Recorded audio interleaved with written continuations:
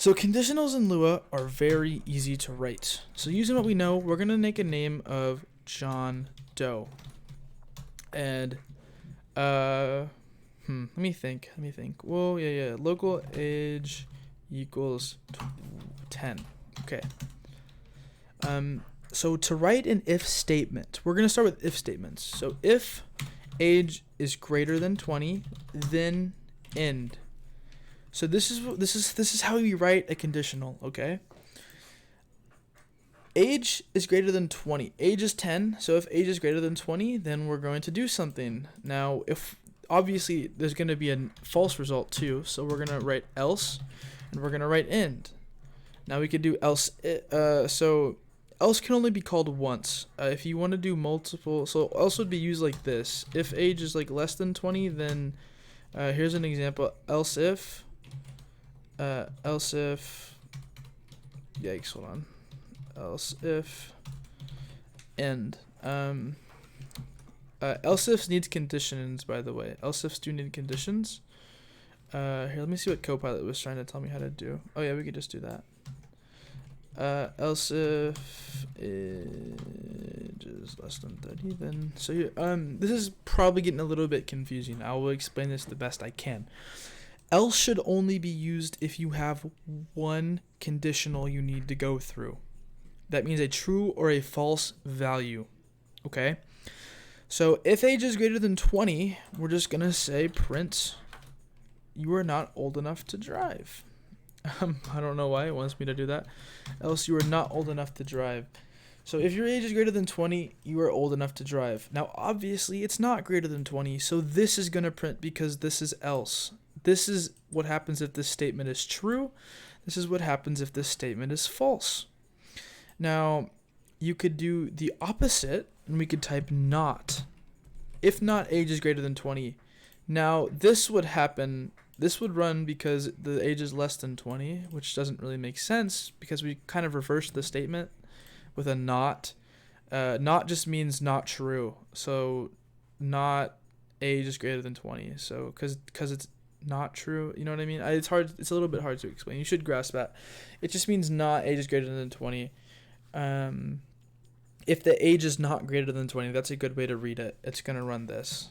So that's a simple conditional. We're just gonna run this real quick to show you what I mean. You're not old enough to drive, and then if we do not, it should say you are old enough to drive. Oh, number with Boolean greater than 20. What do you mean? Oh, sorry.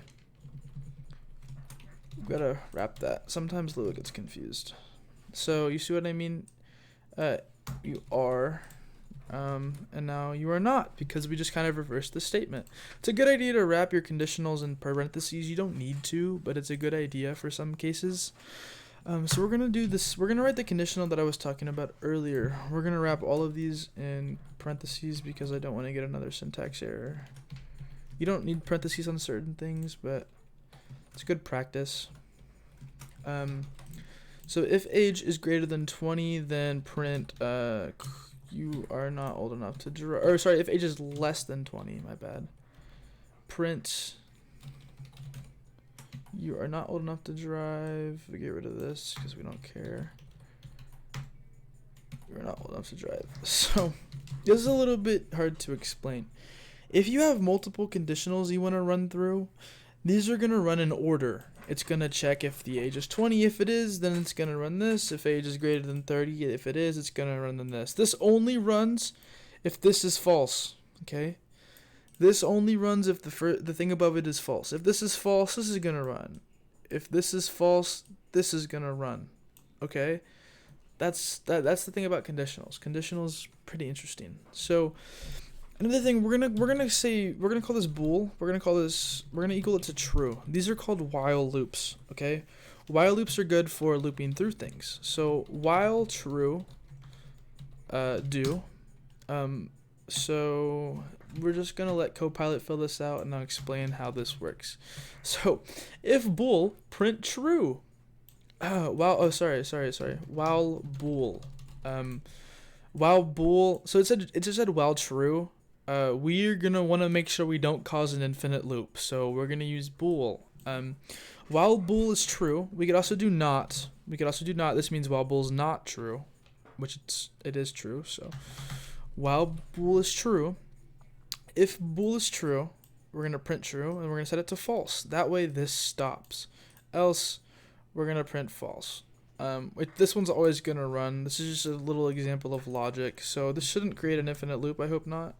Yeah, it just said true, and then it ended because it is true. While loops are very cool. Another type of loop is a for loop. So we're going to make a table. We're going to call this names equals here. We'll just we'll make a table here. John equals no, honestly, we could make this simple. We're not going to do that. We're just going to make this simple. John equals 30. Okay, cool. Now we're going to do a for loop. For keys and values in I pairs names. So this is looking for pairs. This returns two values of a table. This returns two values, which is why we're declaring k and v. K and v are variables that are just going to get returned from this function. You could do the same thing for names in names instead of doing I pairs. I pairs gives you pairs, which is why I pairs gives you pairs. These are pairs right here. Keys and values. These are pairs. That's how the tables work in Lua. So for the key, Jane, and for the value, we're going to print Jane and we're going to print 30. And we're going to, for the keys and values in pairs of the names, we're going to run this. We're going to print k and v. These are little variables. I could explain how an index works later. That's going to be for a different time, though. We could store an index and stuff in this as well. But just for the purpose of making this simple, we're not going to worry about that. So if I run this, we should get every single name printed out. Oh yikes, I need to add commas because Lua. So if we get this, I did not print actually. Interesting, hold on 1 second. For keys and values, and that's strange actually. They did not print. Okay, we're gonna keep this simple then, because I'm a little used to like G Lua and R Lua, not just normal Lua. John,